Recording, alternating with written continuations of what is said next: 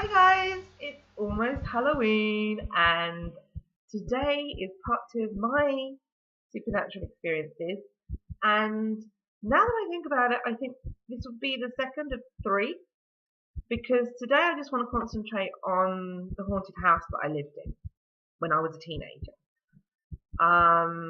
We bought the house when I was 10 years old and we moved in when I was 11 because I was still at school. We actually was in a village. I grew up, my childhood was spent in a small village in Hampshire, and I was still at primary school when we bought the house. And because my dad was working in Portsmouth, and we moved in when I was 11. But we spent weekends in the place before we moved in.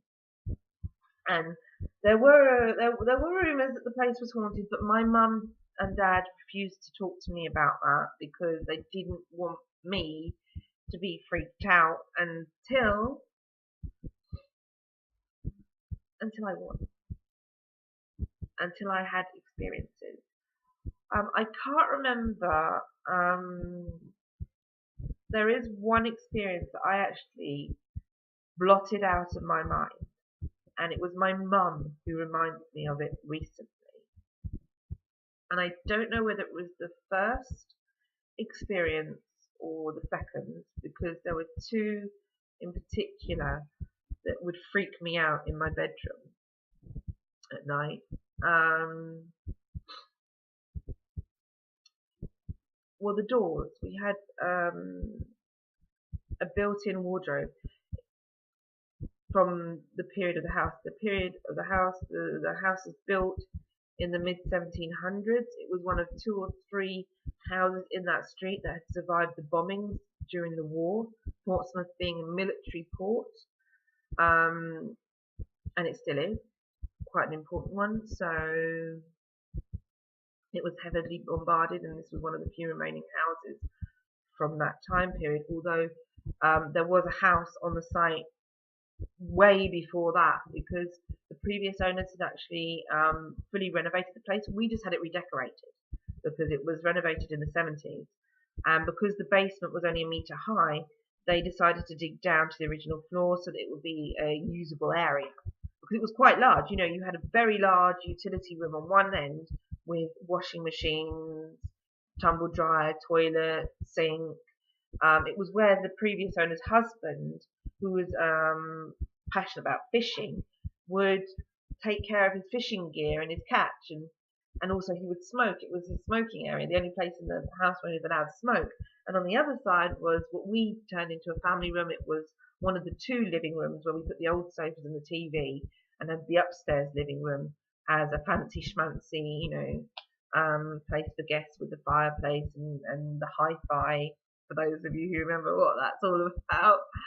And when they dug down in the basement, they actually found a 16th century brick well, and there's a spiral staircase leading up to the courtyard, because there wasn't a garden, there was a courtyard that we shared with the next door neighbours, which was, had houses and buildings on all sides and plants climbing up. Very pretty.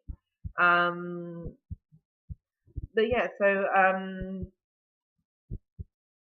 that's the bit of the background of the house. Well, in my bedroom, there's the built-in wardrobe, which was from the 1700s, would rattle all the time. To begin with, I thought, right, I know why this is. This is creepy, but I know why it is. I can debunk this.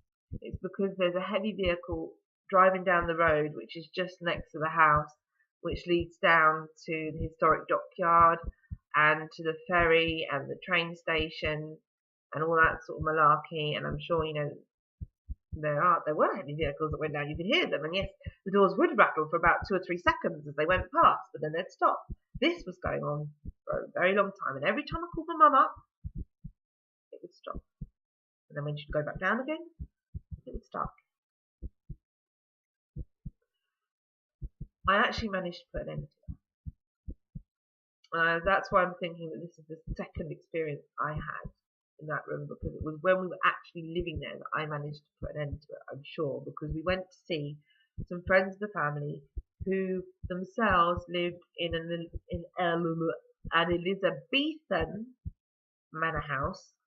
Well, manor house, it was Well, for the time it was quite large, I imagine.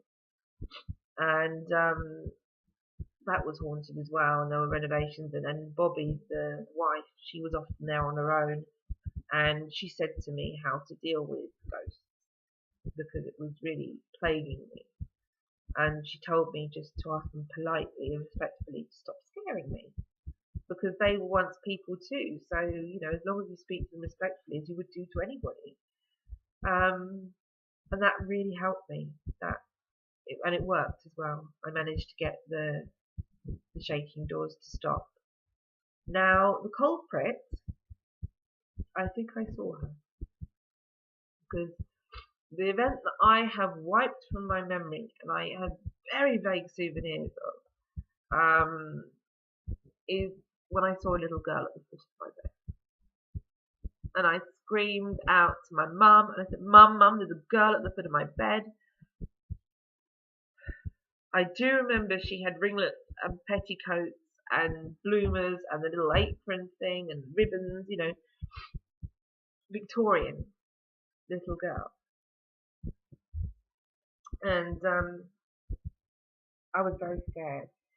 And my mum said, well, we weren't going to tell you this, but you're not the only one to have seen her. She was seen in the basement. When they were digging down and renovating the basement, it was the carpenter who was doing the banister on the stairs coming up. And he had a giggle as he was working. He looked up and it was a little girl, Victorian little girl, petticoats, bloomers, ringlets, ribbons, etc.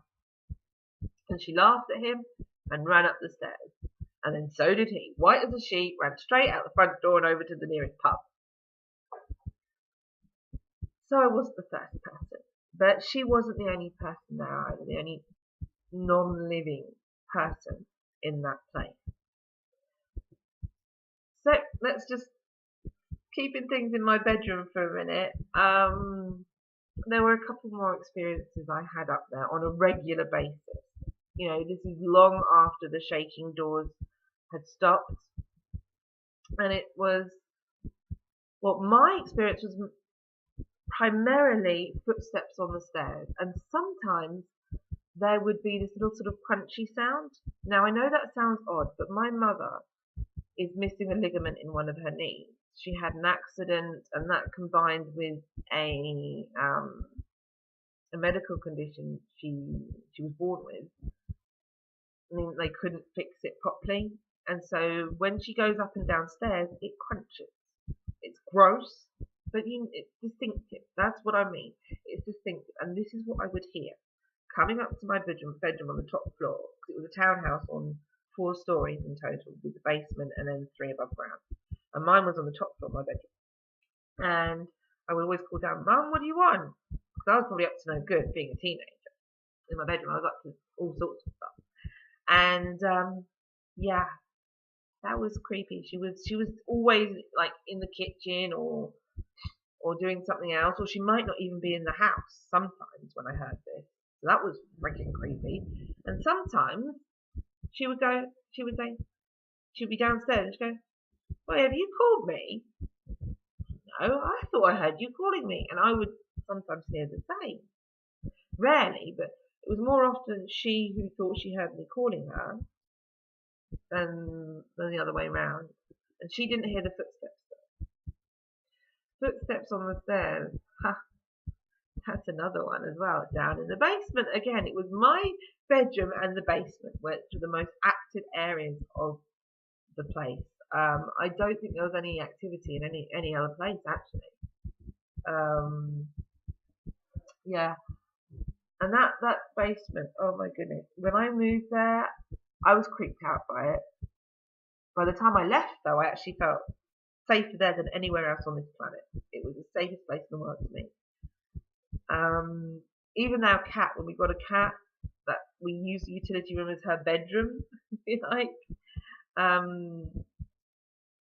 And we would sort of close her shut her up into the utility room, if we went out or, which was, it was a large one, and she was an old cat, so she didn't really mind. She had bed, food, litter tray down there, and she was quite happy. Apart, when she got used to the place, because beforehand she was terrified of the basement, and so were friends of the family. Their children were terrified of the basement. Um, but yeah, there were a couple of things apart from the carpenter seeing the little girl that happened down there. And that's not the little girl. This is someone else. My theory is it was the previous owner who used the utility room because just after we bought the house, he was diagnosed with stage 4 cancer and decided to stop himself. And he was successful. And there are I would say about 3 things that we can attribute to him. At one point, we got new neighbours living in the other house that was from the same era and the same sort of layout. And we invited the wife over for coffee because she was often all on her own because her husband was a Navy surgeon, so he was working a lot and she was a bit lonely. And she said, she asked my mum some really weird questions. She said, so downstairs is your family room, it's where you watch TV, right? Yeah. And the stairs going down there, they're bare wood. No, they've got thick carpet on them. I mean, really thick carpet. Almost shag carpet, really. Goes, right. And do you go to bed around midnight? And my mum said, no, we go to bed about 10ish, 10, 11. And she goes, right, because we put our bedroom down in the basement because it's warmer in the winter, cooler in the summer.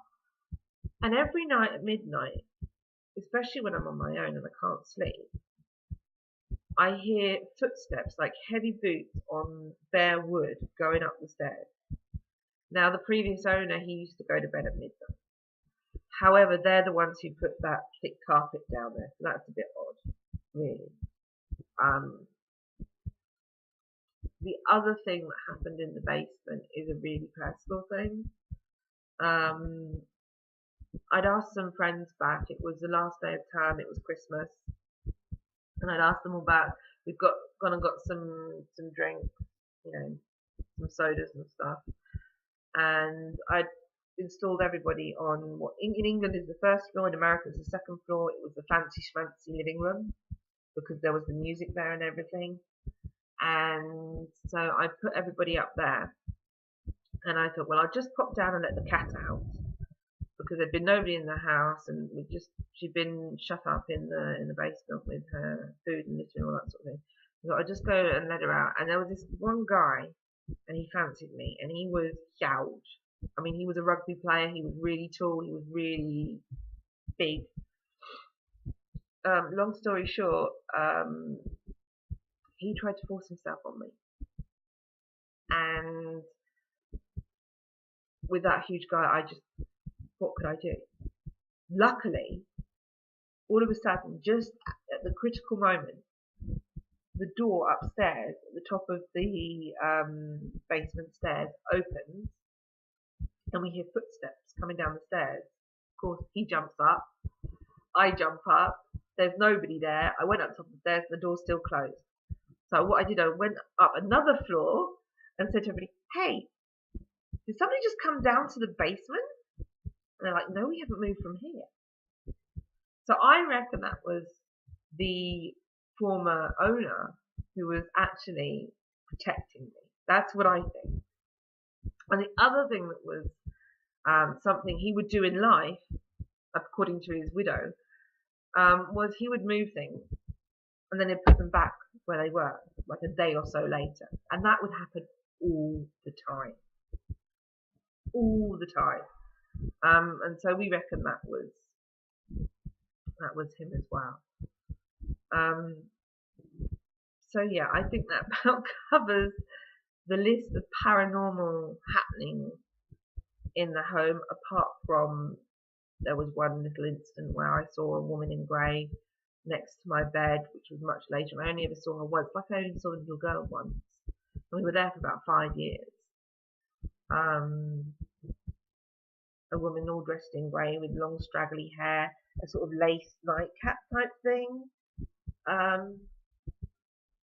I was scared because, you know, it's a freaking ghost. But at the same time, I didn't feel that she was any threat. that she was just sort of watching over me. And as I said, by the time, we left that place, for me, the basement was the safest place on earth, and I really did feel protected. And of course, the fact that I was saved from being raped by a paranormal event, that only reinforces the fact that I felt really safe. And it breaks my heart to know that now the place has fallen into ruin. My parents and we all regret not having had the place listed as a Grade 2 building, which would have meant that it would have been protected from falling into such decay and being transformed into student residence. And I bet the spirits are not happy, and those students are having a hell of a time. But yeah, it breaks my heart. It breaks my heart. I loved that place so much. But yeah. So there may be another video if I can find the courage to talk about some more recent paranormal events. It will be much shorter because it's only a couple, but really terrifying stuff that I have experienced more recently. And yeah, I don't know if I'm going to talk about that or not, but that is all for now. Thank you for watching. If you have any ghost stories of your own you'd like to share, I'd be thrilled to read them. So leave that in the comments below.